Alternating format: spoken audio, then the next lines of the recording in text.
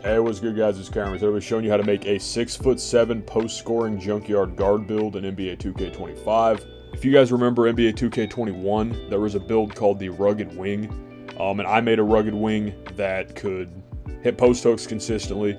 And as you guys know, the junkyard guard is kind of an evolution of the rugged wing. So I wanted to make a build this year that could still hit the post hooks like I could in 2K21. But I also wanted it to have overall just better finishing. It can shoot, it can play make, it can rebound better, it can keep possessions alive. And overall, it's just really tough for the other team to kind of guard you. Absolute plethora of takeovers you can choose. Deep post bag, you can get slice, you can get horse, you could get fortress, glass gunner. There's just a ton of potential options as well. And that 75 3 ball is 100% more than enough right there with the left stick dribbling into the rhythm shot. The build can just do it all. A ton of fun was playing into the new dive time event, and I definitely think this is one worth considering making. So to make this build, you're going to be a 6'7" point guard or shooting guard. You're going to want to be 235 pounds, 7'3" wingspan. Looking at the stats, really, in order to post hook effectively in this game, in my opinion, I think you need a 99 close shot. If you're actually going to consistently try to utilize it, you're going to need 99. And the way they did post hooks this year is kind of rough. You actually have to have a 90 post control to have Hall of Fame hook specialist. So what this does is it prevents a 6'7" build at the 2 guard spot or at the 1 spot from being able to get legend hook specialist because you need 97 post control. One of my favorite things about post-scoring guards and post-scoring wings that were undersized was the ability to get that highest tier hook specialist. To really take advantage of that matchup, but that's what max plus ones are for. So looking at the stats, 94 close shot, drop 5 into here for 99. You will get legend paint prodigy and legend float game. 70 driving layup for bronze physical finisher. 88 driving dunk. That's another future cap, or if you do want 94 close shot, drop 5 there, you'll be able to get gold posterizer. 95 standing dunk, I put 4 caps onto this, gives you legend aerial wizard and legend rise up. 90 post control is for Hall of Fame hook specialist, which you're going to max plus 1 up to legend. 78 midi is the max rating you can have. I dropped a cap here, went 78, so you could get silver set shot. 75 3 ball, 70 free throw. 75 3 ball, 100%. I always say it, but you can shoot just fine with this. 65 pass, bronze break starter, 100%. Gets the job done. You saw in some of the clips, I'm throwing alley-oops. And some of the other clips at the end, I'm throwing full court break passes. The passing is fine with a 65. 70 ball handle, this is tied into your post control. It's also not a terrible spot. You do get the Jimmy Butler dribble animations, which I feel like are kind of underrated. You can move pretty decent with those. 60 speed with ball gets you the Zion Williamson dribble style. 74 interior for bronze post lock. 74 perimeter for that bronze on ball menace. You cannot really get steals on this build. You can get bump steals if you time a lane absolutely perfectly. You can get a lane steal, but really on this build I wanted to prioritize the finishing and overall defensive consistency. 78 block, you do have silver high flying denier. 79 offensive rebound is the animation threshold for cleaner jumps. And 92 defensive rebound for gold rebound chaser, which I max plus 1 to Hall of Fame. You have 85 speed and 77 agility for gold slippery off ball. 86 strength for gold post powerhouse. And 84 vertical, because when your standing dunk gets past 98, you will have legend aerial wizard on this build for your putbacks, for your normal lobs. Can help you with when you're throwing self lobs to yourself as well. So just kind of a nice spot, and the higher vertical I think gives you slightly better jumping ability. For your shades of, you have shades of David Thompson, Bilal Coulibaly, and Karis LeVert. Pretty interesting shades. Build comes out as a junkyard guard.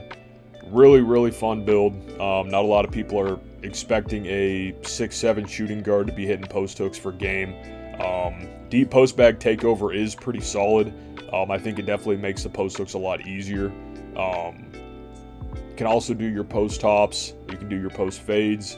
And just in general, it's really nice to have. You can drop step better. You can post spin better. And with this build, that's kind of a main part of your scoring ability. You're kind of inside out focused. So if you're dominating in the paint, they sag off you on 3. You're just going to get wide open 3s all game as well, which is really nice. But that's the build. Now I'm going to kind of dive into my jump shot and my animations. So animation wise, it's extremely basic. I've got the Zion Williamson layup style, Dylan Brooks go-to shot, Pro 2 pull-up, Kyle Kuzma spin jumper, Pro 2 hop, Pro 2 fade. I jump in between Pro 2 fade and Kobe fade. Embiid post hook for sure. Kobe post hop, and Jalen Suggs motion style just for that defensive sprint speed. Zion dribble style. Pretty much all Jimmy Butler on the animations. Pro combo moves, pro behind the back. Jimmy spin, literally everything. Then I got Embiid triple threat for the clean catches. If you are doing a ton in the triple threat, I think Kobe is really nice because your jab step animations are better. But I kind of do like the slow triple threat animations that Joel Embiid gets. Can kind of throw people off and again kind of slow down the game and play at your own pace. And of course, you got the I'm open emotes as well. So if you do have a big or you are switched onto a big, you can hold it down. And with that Hall of Fame rebound chaser, be able to get those rebounds over them. Jump shot wise, it's very, very simple. Got T-Mac base, Kyle Korver 1, default swing 2. I do this because it allows you to basically get as much of one release as you really like. I really like Kyle Korver release, and by doing default swing, it just lets you get as much as you possibly can for that 78 rating.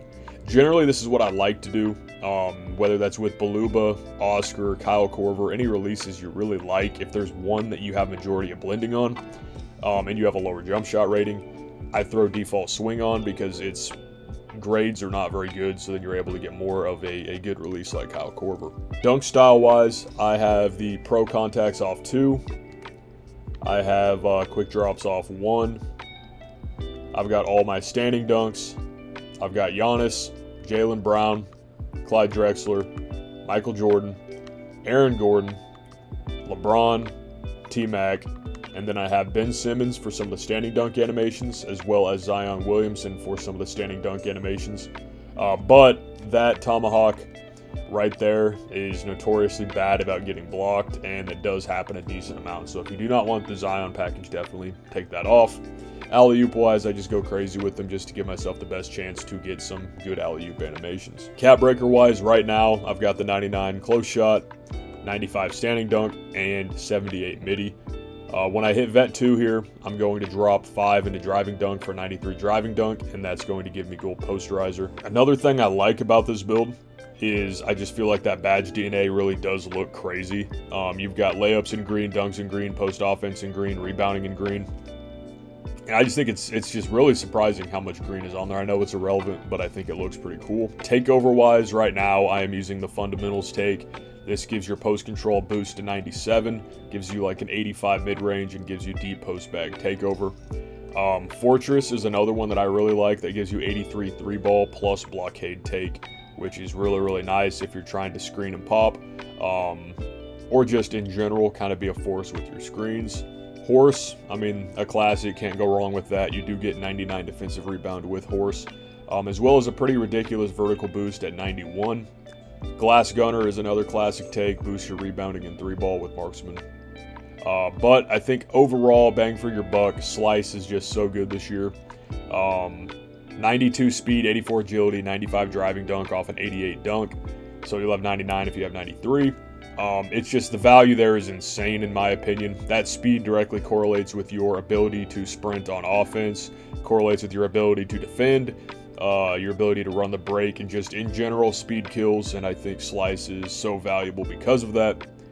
But for me right now, running fundamentals just for the extra post hook boost. So now I'm going to kind of show you just a little bit of the post hook timing, because it's really, really odd this year. Really, it's the second your feet leave the ground is when you release your post hooks.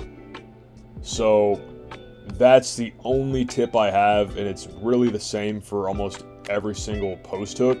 The second you see those feet leave is when you release your timing for those post hooks. Still sometimes it's a little bit difficult to time on certain ones, and really it's just familiarity with what post hook animations you're going to get.